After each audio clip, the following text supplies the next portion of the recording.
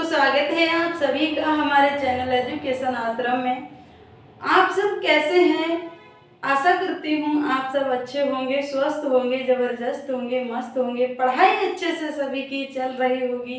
प्यारे साथियों, प्यारे दोस्तों, मैं आप लोगों के लिए यहाँ पर आज हिंदी वर्णमाला का टॉपिक लेकर आई हूँ। ठीक है, आप लोग ध्यान पूर्वक पढ़ेंगे और वीडियो को अंत तक जरूर देखेंगे। ठीक है, इससे वीडियो को अंत तक जरूर देखेंगे। आज का जो हमारा टॉपिक है वो है हिंदी वर्णमाला। हिंदी वर्णमाला में किस तरीके से परिभाषा है और कितने भेद हैं, सभी आज हम इस क्लास के माध्यम से सीखेंगे। ठीक है, उच्चारण के तौर पर कितने वर्ण होते हैं, लेखन के तौर पर कितने वर्ण होते हैं। ठीक है, आज हम इस क्लास के माध्यम से सभी सीखेंगे। चलिए क्लास को स्टार्ट करते हैं। ठीक है साथियों, चलिए क्लास को स्टार्ट करते हैं। हिंदी भाषा की सबसे छोटी इकाई ध्वनि होती है। याद रखेंगे प्यारे दोस्तों, प्यारे साथियों, हिंदी भाषा की सबसे छोटी इकाई ध्वनि होती है। ठीक है, क्या होती है? ध्वनि होती है। ये बात आप लोग याद रखेंगे प्यारे साथियों। हिंदी भाषा की सबसे छोटी इकाई, ठीक है, क्या है? सबसे छोटी इकाई ध्वनि होती है। इस बात को प्यारे दोस्तों आप लोग ध्यान रखेंगे। चलिए आगे, भाषा की वह सबसे छोटी इकाई जिसके और खंड करना संभव ना हो उसे वर्ण कहते हैं। ठीक है, भाषा की वह सबसे छोटी इकाई जिसके और खंड करना संभव ना हो उसे क्या कहते हैं? उसे वर्ण कहते हैं। क्या कहते हैं? वर्ण कहते हैं। ये बात हमारे प्यारे साथी ध्यान पूर्वक पढ़ेंगे, सीखेंगे। इससे हमें जब हम सीख जाएंगे तो हमारे क्वेश्चन और आंसर गलत नहीं होंगे। ठीक है, चलिए इतना मैं आप लोगों के लिए ये थ्योरी इतनी आप लोगों के लिए सिखा रही हूँ दोस्तों। ये आप लोगों के लिए इस तरीके से सिखाऊंगी कि एक आपको रटना ना पड़े। ठीक है, आप लोगों को रटना ना पड़े, बिल्कुल आप वीडियो के माध्यम से ही सीख जाएंगे कि वर्ण या ध्वनि सबसे छोटी इकाई क्या है। इसी क्लास के माध्यम से हम इस तरीके से आप लोगों को सिखाना चाहते हैं कि आप लोगों को किताब से आप लोगों को रटना ना पड़े। हम यहाँ पर इस तरीके से सिखाएंगे कि आप लोग एकदम सीख जाएंगे और सीखी हुई चीज, देखी हुई चीज प्यारे दोस्तों, प्यारे साथियों, वो हमेशा याद रहती है, लेकिन रटना नहीं है। रटी हुई चीज कभी याद नहीं रहती है। ठीक है, इसीलिए मैं आप लोगों के लिए ये इतनी यहाँ तक मैंने ये सब थ्योरी लिखी है, इसीलिए लिखी है कि हमारे प्यारे दोस्त अच्छे से समझ सके और उन्हें इसी क्लास के माध्यम से याद रहे। ठीक है, समझेंगे, देखेंगे, याद रखेंगे। दोस्तों, प्यारे साथियों, किताब से रटने से हमें कुछ याद नहीं रहता है। ठीक है, इस बात को आप हमारे नोटिस करेंगे कि किताब से आप रट लोगे, वो कभी याद नहीं रहता है। 5-10 मिनट रट लिया फिर भूल जाते हैं। और हम यहाँ पे सीखेंगे, वो आप लोग देखोगे, सीखोगे तो वो हमेशा के लिए याद रहती है। कोई दूसरा पढ़ाता है तो वो चीज याद रहती है। ठीक है, चलिए प्यारे साथियों, प्यारे दोस्तों, आप लोग वीडियो को लाइक करते रहें, चैनल को सब्सक्राइब जरूर करते रहें। प्यारे दोस्तों, मैं आप लोगों के लिए यहाँ पर इतनी मेहनत करती हूँ और आपका एक लाइक और सब्सक्राइब तो बनता है। चलिए, क्या कह रहा है कि छोटी इकाई, भाषा की वह सबसे छोटी इकाई जिसके और खंड करना संभव ना हो उसे वर्ण कहते हैं। प्यारे साथियों, उसे क्या कहते हैं? उसे वर्ण कहते हैं, जिसका कोई खंड ना करना हो। ठीक है, जिसका कोई खंड करना संभव ना हो। ठीक है, उसे क्या कहते हैं? उसे वर्ण कहते हैं। वर्णों को व्यवस्थित करने के समूह को वर्णमाला कहते हैं। ये बात प्यारे दोस्तों आप याद रखेंगे। मैं आप लोगों के लिए यह परिभाषा इसीलिए सिखा रही हूँ कि देखा होगा बहुत से लोग पढ़ाते हैं, सिखाते हैं, तो वो इस तरीके से लिख लेते हैं, इधर वर्णमाला कितने भेद होते हैं, इस तरीके से मतलब सिखा देते हैं। लेकिन मैं आप लोगों को परिभाषा सही सिखाऊंगी। प्यारे साथियों मेरे साथ बने रहिए, वीडियो के अंत तक बने रहिए, मैं आपको सिखा के जाऊंगी। ठीक है, आप लोगों को पसंद आती होगी वीडियो, आप लोग जरूर सीखेंगे और इस क्लास में मजा भी आने वाला है। ठीक है दोस्तों, चलिए प्यारे साथियों, वर्णों को व्यवस्थित करने के समूह को वर्णमाला कहते हैं। क्या कहते हैं?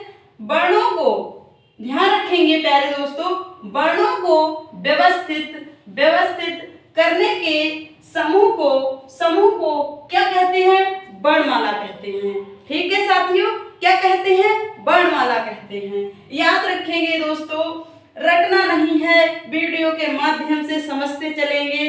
इसी क्लास में मैं आप लोगों को याद करा दूंगी। ठीक है, चलिए हिंदी में उच्चारण के आधार पर, हिंदी में प्यारे गुड्डा प्यारे साथियों, हिंदी में उच्चारण के आधार पर 45 वर्ण होते हैं। ये बात आप लोग याद रखेंगे प्यारे साथियों, 45 वर्ण होते हैं हिंदी में उच्चारण के तौर पर। उच्चारण के तौर पर 45 वर्ण होते हैं। ये बात आप प्यारे साथियों प्यारे दोस्तों याद रखेंगे कि हिंदी में उच्चारण के तौर पर 45 वर्ण होते हैं। ठीक है, एग्जाम में ऐसे क्वेश्चन अधिकतर पूछे जाते हैं प्यारे साथियों। कोई सा भी एग्जाम हो, चाहे यूपी पुलिस हो, चाहे एसएससी जीडी हो, चाहे एनटीपीसी हो, चाहे यूपी एसएससी हो, चाहे यूपी पीसीएस हो, कोई सा भी एग्जाम हो, चाहे लेखपाल का एग्जाम हो, कोई एग्जाम हो, हर एग्जाम में ऐसे वर्णमाला से संबंधित क्वेश्चन अधिकतर पूछे जाते हैं। प्यारे साथियों प्यारे दोस्तों, आप लोग इस क्लास को ध्यान से पढ़ेंगे, ध्यान पूर्वक सीखेंगे, जिससे कि आप लोगों को किताब से ना रटना पड़े और वीडियो के माध्यम से आप लोग सीख जाएं, कम समय में सीख जाएंगे। किताब की थ्योरी हम लोगों को समझ में नहीं आती है, पढ़ते रहते हैं, बोर हो जाते हैं, फिर भी समझ में नहीं आता, लेकिन इस वीडियो के माध्यम से मैं आप लोगों को सिखा कर जाऊंगी। ठीक है, मेरे साथ अंत तक बने रहिए प्यारे दोस्तों प्यारे साथियों, कि हिंदी में उच्चारण के आधार पर 45 वर्ण होते हैं। ठीक है, उच्चारण जो बोले जाते हैं, ठीक है, जिसे हम बोलते हैं, उच्चारण करते हैं, उच्चारण हिंदी में उच्चारण के आधार पर 45 वर्ण होते हैं। इनमें 10 स्वर होते हैं। कितने साथियों? 10 स्वर। ठीक है, याद रखेंगे प्यारे साथियों प्यारे दोस्तों, कितने? 10 स्वर होते हैं। ठीक है, कितने स्वर होते हैं? 10 स्वर होते हैं। 45 वर्ण होते हैं उच्चारण के तौर पर। उच्चारण के तौर पर 45 वर्ण होते हैं हिंदी में, और इनमें उच्चारण के तौर पर 10 स्वर होते हैं। ठीक है, कितने? 10 स्वर होते हैं, 45 वर्ण होते हैं, टोटल 45 वर्ण होते हैं उच्चारण के तौर पर। इनमें से 10 स्वर होते हैं और 35 व्यंजन होते हैं। 10 स्वर होते हैं और 35 व्यंजन होते हैं। ये बात आप लोग प्यारे साथियों प्यारे दोस्तों, ये बात आप लोग ध्यान रखेंगे कि हिंदी में उच्चारण के तौर पर वर्णमाला में 45 वर्ण होते हैं, 45 वर्ण होते हैं और 10 स्वर होते हैं और 35 व्यंजन होते हैं। इस बात को आप लोग ध्यान रखेंगे, कभी नहीं भूलेंगे। ठीक है, चलिए आगे क्या कह रहा है, आगे परिभाषा पढ़ेंगे। आप लोगों को लग रहा होगा कि यहाँ पर इतनी सारी थ्योरी लिख रखी है। ये थ्योरी इसलिए लिख रखी है प्यारे दोस्तों प्यारे साथियों, आप लोग इस थ्योरी के माध्यम से ही सीख जाएंगे, इस परिभाषा के माध्यम से ही सीख जाएंगे कि कितने वर्ण कितने उच्चारण के तौर पर होते हैं और कितने लेखन के आधार पर होते हैं। आज हम इस वीडियो के माध्यम से आपको वर्णमाला इस तरीके से सिखा देंगे कि आप लोग कभी नहीं भूलेंगे। चलिए, लेखन के आधार पर 52 वर्ण होते हैं, ये बात आप लोग ध्यान रखेंगे। लेखन के आधार पर एग्जाम में लेखन के आधार पर भी क्वेश्चन पूछ लेता है कि बताइए लेखन के आधार पर कितने वर्ण होते हैं, ठीक है। और उच्चारण के तौर पर भी पूछ लेता है कि बताइए उच्चारण के तौर पर कितने वर्ण होते हैं, ठीक है। तो हमें लेखन के आधार पर और उच्चारण के आधार पर सभी याद रखने होंगे, ठीक है साथियों। चलिए, तो लेखन के आधार पर 52 वर्ण होते हैं, ये बात आप लोग याद रखेंगे प्यारे दोस्तों, प्यारे साथियों।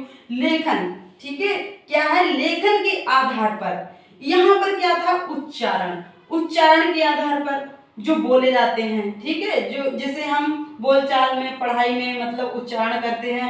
और ये है लेखन के आधार पर जिसे हम लिखते हैं, ठीक है, मतलब लिखने में कितने होते हैं और उच्चारण में कितने होते हैं। ये बात आप लोग प्यारे साथियों, प्यारे दोस्तों अच्छे से ध्यान रखेंगे, अच्छे से याद करेंगे, ठीक है, रटना नहीं है, समझना है। लेखन के आधार पर 52 वर्ण होते हैं, कितने होते हैं प्यारे साथियों, प्यारे दोस्तों, 52 वर्ण होते हैं। कितने होते हैं, 52 वर्ण होते हैं लेखन के आधार पर, ठीक है। लेखन के आधार पर 52 वर्ण होते हैं, इनमें 13 स्वर होते हैं, ठीक है। ये बात याद रखेंगे कि उच्चारण के तौर पर 10 स्वर होते हैं और लेखन के आधार पर 13 स्वर होते हैं, ठीक है। लेखन के आधार पर कितने स्वर होते हैं प्यारे गुड्डा, 13 स्वर होते हैं, ठीक है। ये बात आप लोग ध्यान रखेंगे। लेखन के आधार पर 52 वर्ण होते हैं, इनमें से 13 स्वर होते हैं और 35 व्यंजन होते हैं, ठीक है। चलिए, 35 व्यंजन होते हैं, ठीक है, 13 स्वर होते हैं और 35 व्यंजन होते हैं तथा 4 संयुक्त व्यंजन होते हैं। आप लोगों को बता दें कि 4 संयुक्त व्यंजन होते हैं, 35, 13 और 4 संयुक्त व्यंजन होते हैं, टोटल मिला के 52 वर्ण हो जाते हैं, ठीक है। लेखन के आधार पर याद रखेंगे प्यारे साथियों। यह वर्णमाला देवनागरी लिपि में लिखी गई थी। यदि क्वेश्चन में पूछ ले कि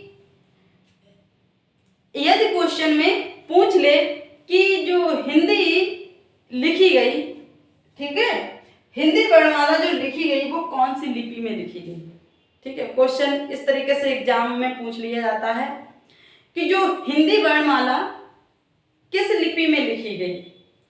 तो आप लोग प्यारे साथियों ध्यान रखेंगे कि जो हिंदी वर्णमाला है वो देवनागरी लिपि में लिखी गई थी, ठीक है। इस बात को आप लोग ध्यान रखेंगे, ध्यान रखेंगे प्यारे साथियों, कभी नहीं भूलेंगे, ठीक है।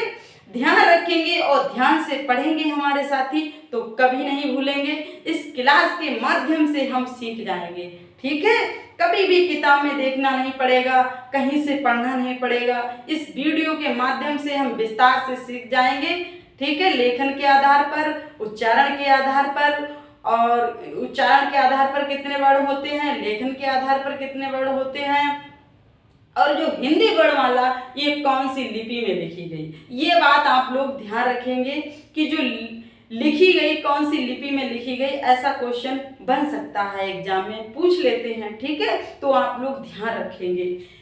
तो यह वर्णमाला देवनागरी लिपि में लिखी गई, ये बात आप लोग याद रखेंगे, कौन सी, देवनागरी लिपि में, ठीक है। कब लिखी गई, याद रखेंगे प्यारे दोस्तों, यहाँ यह वर्णमाला देवनागरी लिपि में लिखी गई, ठीक है।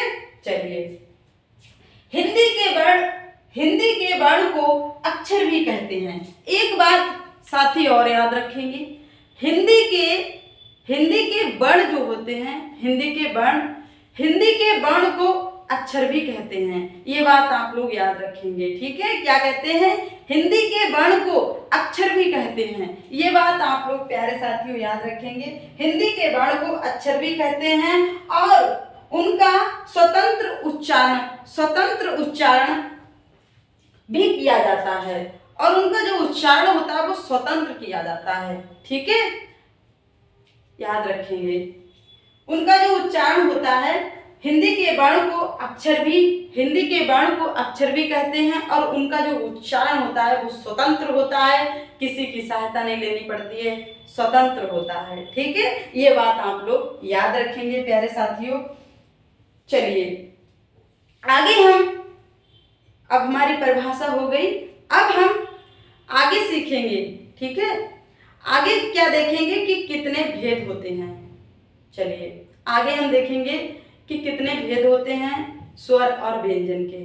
ठीक है, चलिए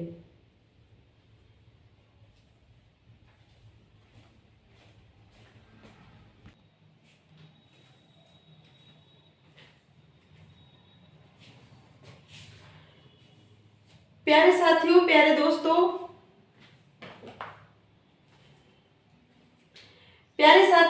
दोस्तों, चलिए आगे देखेंगे। वर्णमाला के दो भेद होते हैं। यदि क्वेश्चन पूछ ले कि वर्णमाला के कितने भेद होते हैं, ठीक है, तो आप लोग ध्यान रखेंगे कि वर्णमाला के दो भेद होते हैं। कितने भेद होते हैं प्यारे दोस्तों? दो भेद होते हैं। एक तो होता है स्वर, दूसरा होता है व्यंजन। एक तो होता है स्वर और दूसरा होता है व्यंजन। ठीक है प्यारे गुड्डा, प्यारे दोस्तों, प्यारे साथी, ध्यान रखेंगे इस बात को कि वर्णमाला के दो भेद होते हैं, पहला स्वर, दूसरा व्यंजन। चलिए स्वर देखते हैं। स्वर जिन वर्णों का उच्चारण करते समय, ठीक है, जिन वर्णों का उच्चारण करते समय समस, ठीक है, क्या है? सांस, कंठ, तालु, ठीक है, जिन वर्णों का उच्चारण करते समय कंठ, ठीक है, सांस, कंठ, तालु आदि, ठीक है, इस स्थानों से बिना रुके हुए निकलती है, उन्हें स्वर कहते हैं। क्या कहते हैं प्यारे दोस्तों? स्वर कहते हैं। क्या कहते हैं? स्वर कहते हैं। याद रखेंगे प्यारे दोस्तों, जिन वर्णों का उच्चारण करते समय सांस, कंठ, तालु आदि स्थानों से बिना रुके हुए निकलती है, उन्हें स्वर कहते हैं। ठीक है, उन्हें स्वर कहा जाता है। यह जिन वर्णों को स्वतंत्र रूप से बोला जा सके उसे स्वर कहते हैं। स्वतंत्र, जिन वर्णों को स्वतंत्र रूप से बोला जा सके, मतलब किसी की सहायता नहीं ली जाती है। ठीक है, हम स्वर को क्या करते हैं? स्वतंत्र बोलते हैं, किसी की सहायता नहीं लेते हैं, तो उन्हें हम क्या कहते हैं? स्वर। अब जैसे पूछ ले कि स्वर क्या है, क्वेश्चन में पूछ ले, तो हम मालूम होना चाहिए हमें कि जो हमारे स्वर होते हैं वो स्वतंत्र रूप से बोले जाते हैं। ठीक है, जो हमारे स्वर होते हैं वो क्या? स्वतंत्र रूप से बोले जाते हैं। ये बात आप लोग ध्यान रखेंगे प्यारे साथियों। जो स्वतंत्र रूप से बोले जाते हैं, रूप से बोला जा सके, उसे हम क्या कहते हैं? उसे हम स्वर कहते हैं। ठीक है, चलिए आगे हम देखेंगे।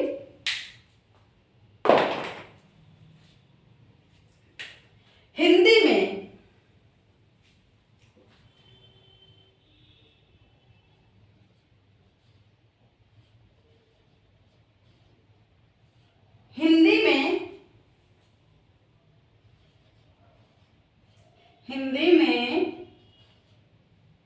स्वरों की संख्या, प्यारे दोस्तों ध्यान रखेंगे, ध्यान पूर्वक देखेंगे।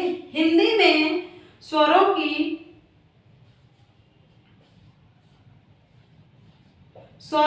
संख्या, ठीक है, हिंदी में स्वरों की संख्या 13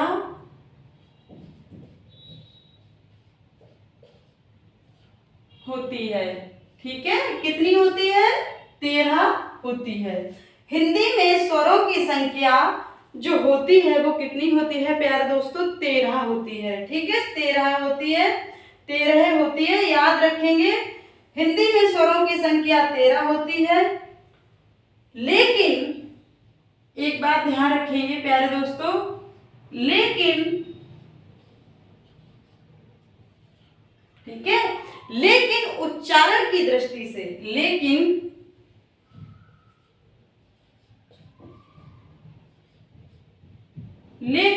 उच्चारण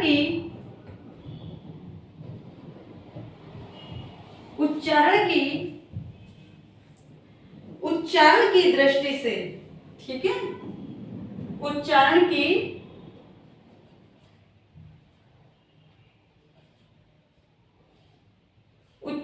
दृष्टि से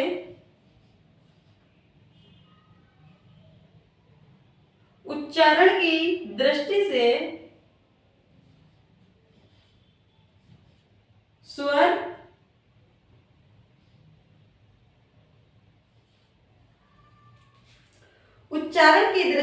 स्वर 10 ही होते हैं। ठीक है, 10 ही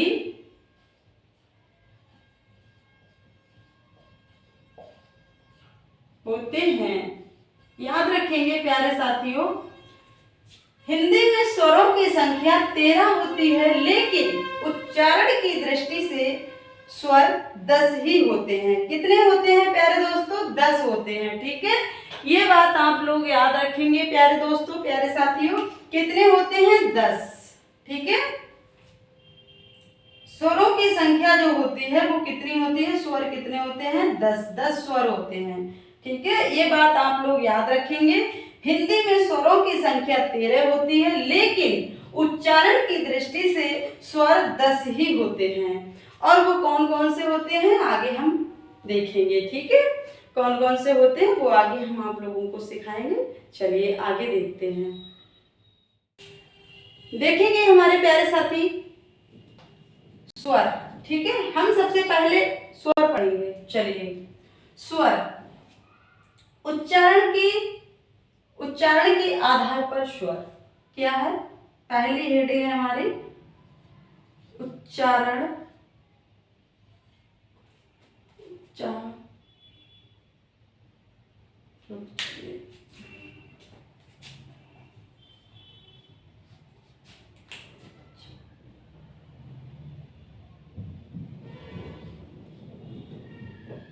ठीक है, उच्चारण के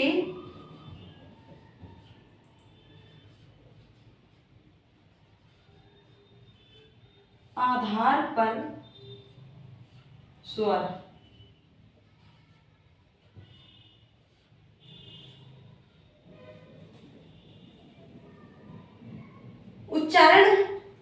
उच्चारण के आधार पर स्वर देखेंगे सभी साथी।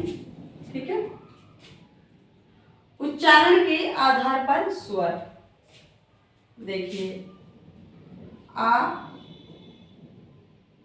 दीर्घ आ,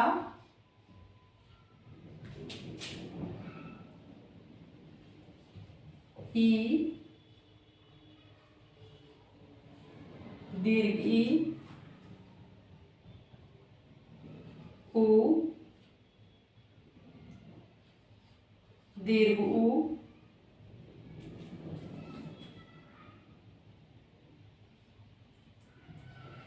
ए, ठीक है, ए दीर्घ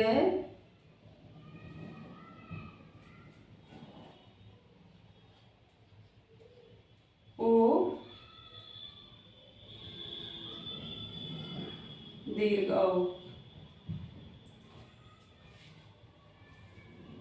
ठीक है, ये हमारे उच्चारण के आधार पर स्वर है।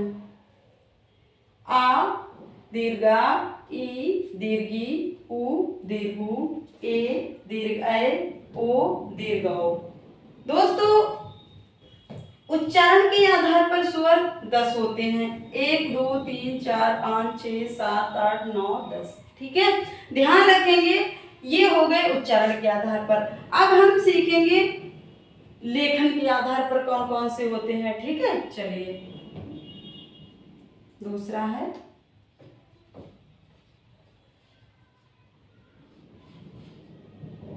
लेखन।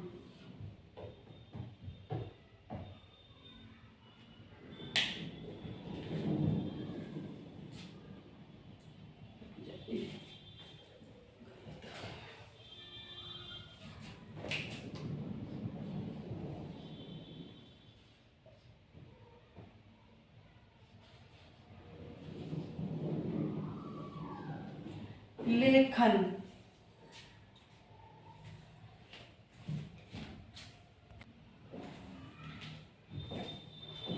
लेखन के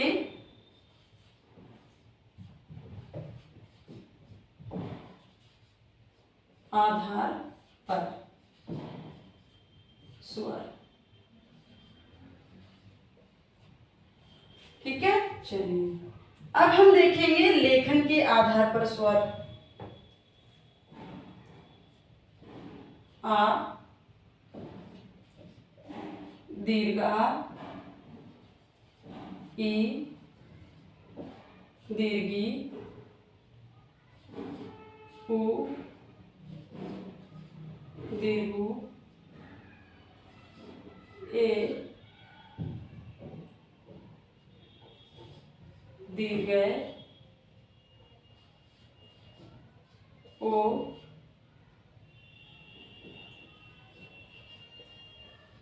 दीर्घ,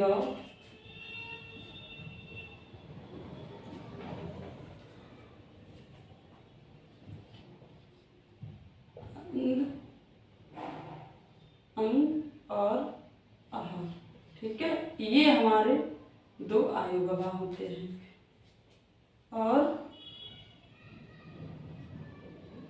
और होता है ऋ। ठीक है, ऋ इतने होते हैं। लेखन के आधार पर स्वर आ, दीर्घा, ई, दीर्घ ई, उ, दीर्घ उ, ए, ऐ, दीर्घ ऐ, ओ, दीर्घ औ, अंग आह, ऋ। ठीक है, इतने होते हैं हमारे लेखन के आधार पर स्वर। ठीक है साथियों, लेखन के आधार पर स्वर होते हैं और ये उच्चारण के आधार पर स्वर होते हैं। उच्चारण के आधार पर स्वरों की संख्या कितनी होती है मैंने बताया है आप लोगों को। 1 2 3 4 5 6 7 8 9 10 कितनी होती है प्यारे साथियों? कितनी होती है? 10 होती है। ठीक है, कितनी होती है? 10 होती है। उच्चारण के आधार पर स्वरों की संख्या 10 होती है। लेखन के आधार पर स्वरों की संख्या 1 2 3 4 5 6 7 8 9 10 11 12 13 कितनी होती है? 13 होती है। ठीक है, याद रखेंगे सभी साथी। उच्चारण के आधार पर स्वरों की संख्या 10 होती है और लेखन के आधार पर स्वरों की संख्या 13 होती है। याद रखेंगे, क्वेश्चन ऐसे पूछ लेते हैं, लेखन के आधार पर भी पूछ लेते हैं और उच्चारण के आधार पर भी पूछ लेते हैं। ठीक है, इसलिए हमें दोनों चीजें मालूम होनी चाहिए कि उच्चारण के आधार पर स्वरों की संख्या 10 होती है और लेखन के आधार पर स्वरों की संख्या 13 होती है। ठीक है, चलिए आगे हम देखेंगे।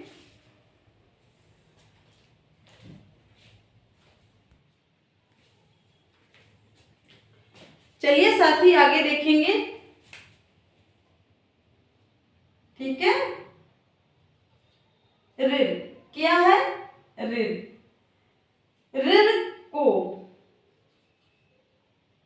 को लिखित रूप में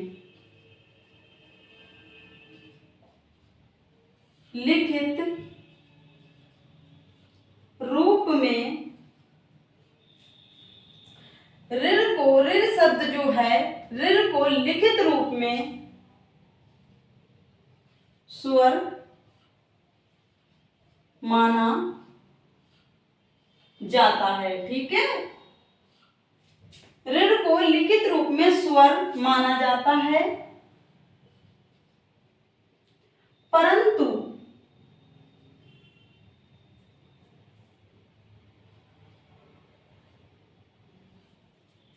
परंतु,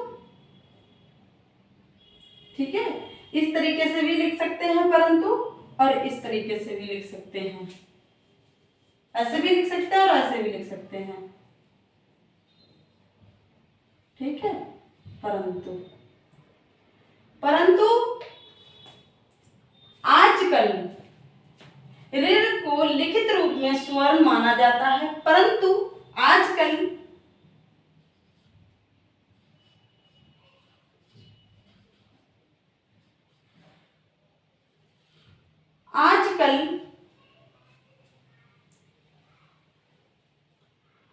परंतु आजकल हिंदी में, ठीक है, याद रखेंगे प्यारे दोस्तों, हिंदी में समझ में आ रहा होगा प्यारे साथियों। चलिए, रे को लिखित रूप में स्वर माना जाता है, परंतु आजकल हिंदी में इसको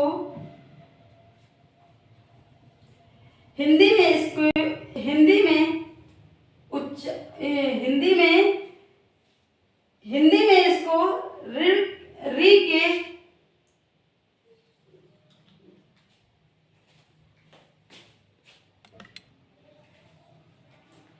प्यारे साथियों,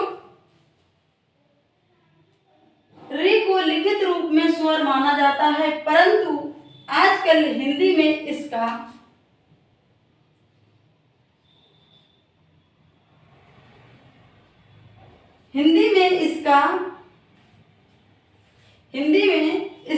उच्चारण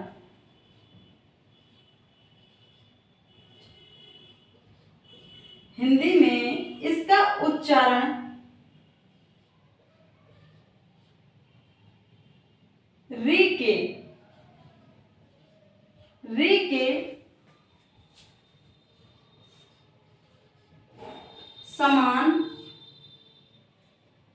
समान होता है, ठीक है, याद रखेंगे।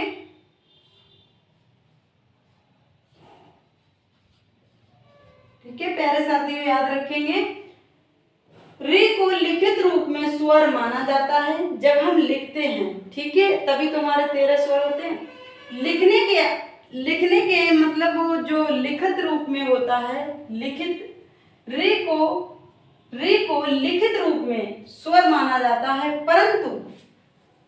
परंतु आजकल हिंदी में इसका उच्चारण री के समान होता है, ठीक है। जो ये ऋण है इसे हम हिंदी में क्या करते हैं, इसका जो उच्चारण री के समान होता है, ठीक है, किसके समान होता है, री के समान होता है। याद रखेंगे प्यारे साथियों, उच्चारण जो होता है, इसका जो उच्चारण होता है वो री के समान होता है, ये बात आप लोग ध्यान रखेंगे।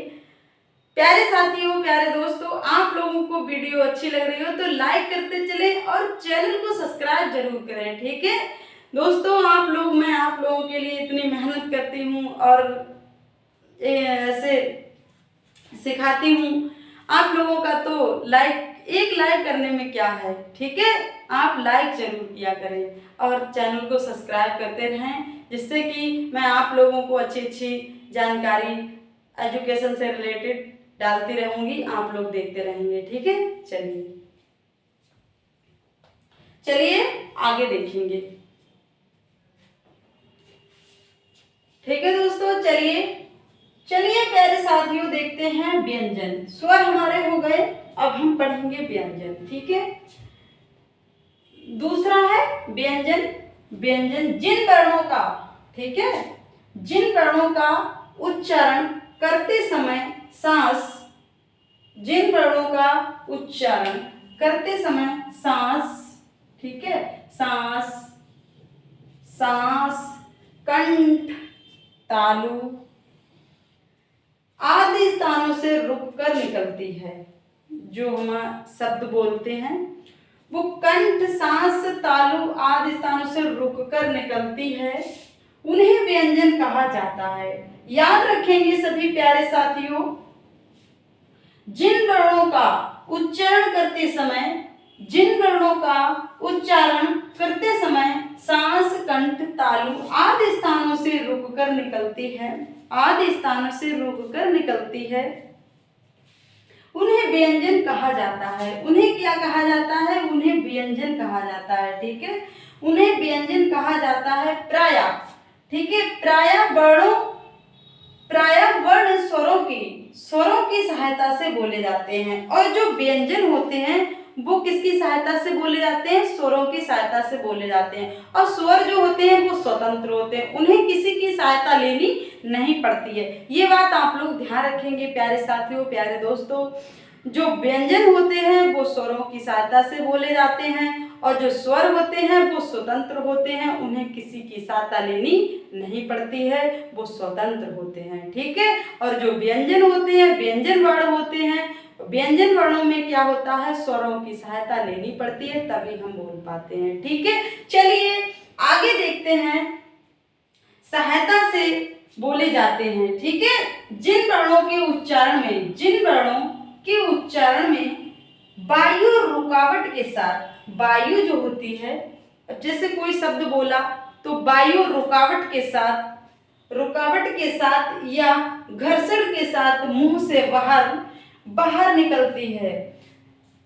रुकावट के साथ या घर्षण के साथ जब वायु जो होती है, रुकावट के साथ या घर्षण के साथ मुंह से बाहर निकलती है, उन्हें व्यंजन कहते हैं। इस बात को आप ध्यान रखेंगे प्यारे साथियों, उन्हें व्यंजन कहते हैं। ठीक है, व्यंजन का उच्चारण सदा स्वर की सहायता से किया जाता है। ठीक है, स्वर की सहायता से किया जाता है, सदा स्वर की सहायता से किया जाता है। आ, ये जो आ है, आ के बिना व्यंजन का उच्चारण नहीं हो सकता है। प्यारे साथियों, आपने देखा होगा कि जब हम का बोलते हैं, का व्यंजन है, हम वर्ण है हमारा का, आ की आवाज आती है, खे आ की आवाज आती है, गे आ की आवाज आती है। इस तरीके से जब तक हम का में आ नहीं जोड़ देंगे तब तक हमारा वर्ण नहीं बोला जाएगा। ठीक है, इसीलिए आ के बिना व्यंजन का उच्चारण नहीं हो सकता है। जैसे देखिए, अब जैसे यहाँ पे का है, ठीक है, का धन आ। ठीक है, जब हम का में आ जोड़ देंगे तभी हमारा का आके आवाज आती है। इसी तरीके से खा धन आ, खे ख, का के ख, इस तरीके से का आ की आवाज आ रही है, खा आ की आवाज आ रही है, खा। तो दोस्तों, आ के बिना व्यंजन का उच्चारण नहीं हो सकता, ये बात आप लोग ध्यान रखेंगे प्यारे साथियों। ठीक है, समझ में आ रहा होगा आप लोगों को। आज हम इस क्लास में आपको समझा के जाएंगे, आप लोगों को जरूर समझ में आएगा। प्यारे साथियों,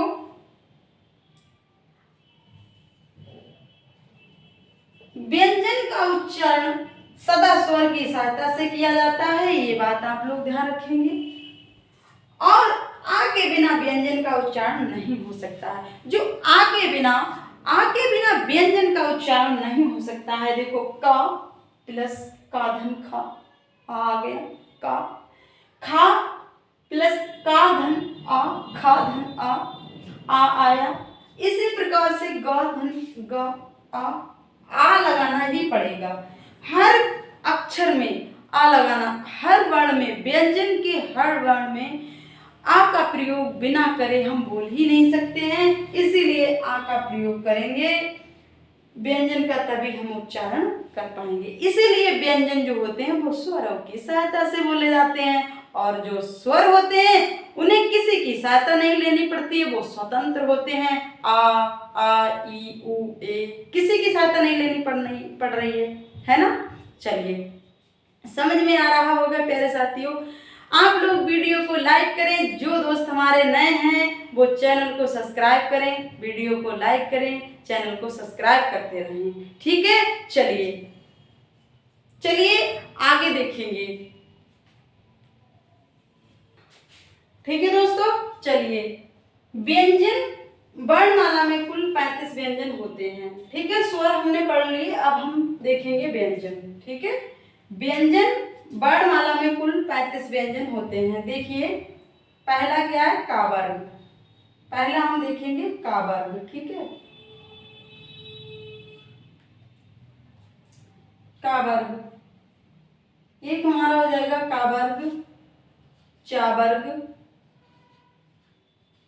का वर्ग, चा वर्ग और टा वर्ग, का चा टा, का वर्ग, चा वर्ग, टा वर्ग और ता वर्ग। ता वर्ग हो गया और पा वर्ग।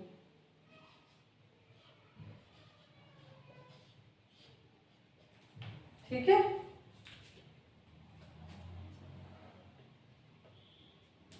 यहाँ पे दोस्तों पहले पा आएगा। ठीक है, इसके बाद ता वर्ग आएगा।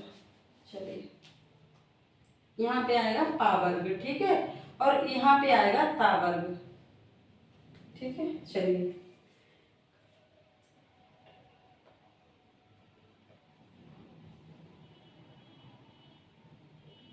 नहीं, सही गलत हो रहा है क्या?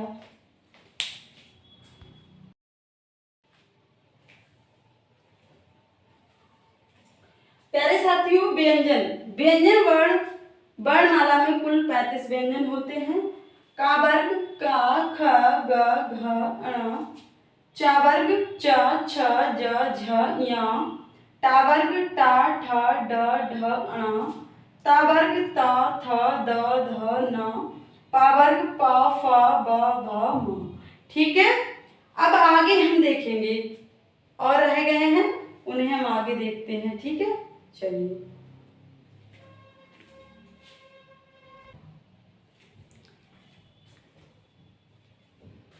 ठीक है दोस्तों, चलिए अब हम जो रह गए हैं उन्हें पढ़ेंगे। हमारे चा वर्ग, का वर्ग, टा वर्ग हो गए हैं। अब हम आगे पढ़ेंगे अंतस्थ व्यंजन। ठीक है, अंतस्थ व्यंजन और ऊष्म व्यंजन। अंतस्थ व्यंजन क्या होते हैं? या, रा, ला और बा। ठीक है, या, रा, ला, बा, ये हमारे अंतस्थ व्यंजन हैं। अंतस्थ व्यंजन और ऊष्म व्यंजन क्या है? ऊष्म व्यंजन सा, ये वाला जो सा है ये तालु सा है और मूर्धन्य सा। ठीक है, और से, ये है दंत्य से और हा, ये हमारे ऊष्म व्यंजन है। अंतस्थ व्यंजन, ऊष्म व्यंजन। अब संयुक्त व्यंजन की बात करेंगे। ठीक है, संयुक्त व्यंजन होते हैं चा, त्रा, ज्ञा और सिरा। ये चार जो हैं, छा, त्रा, ज्ञा, सिरा, ये संयुक्त व्यंजन हैं। और या, रा, ला, वा अंतस्थ व्यंजन है। ऊष्म व्यंजन सा, तालु सा, मूर्धन्य सा, दंत्य सा, हा। ठीक है, आप लोग ध्यान रखेंगे सभी साथी। आप लोगों को समझ में आया होगा।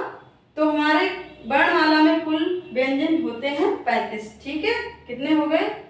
अब देखो 25 तो का से पा वर्ग तक 25 ही हो गए। 25, 26, 27, 28, 29, 30, 31, 32, 33, 34, 35। ठीक है, ये हमारे संयुक्त व्यंजन हो गए, अंतस्थ व्यंजन हो गए, ऊष्म व्यंजन हो गए और का, चा, टा वर्ग, पा वर्ग सभी हो गए। ठीक है, आप लोगों को समझ में आया होगा। चलिए आज की क्लास हम यहीं पे समाप्त करते हैं। मिलेंगे नेक्स्ट वीडियो में, हम पढ़ाएंगे जो बचे हुए हमारे टॉपिक रह गए हैं वर्णमाला से, वो हम नेक्स्ट वीडियो में पढ़ाएंगे, सभी साथी को सिखाएंगे।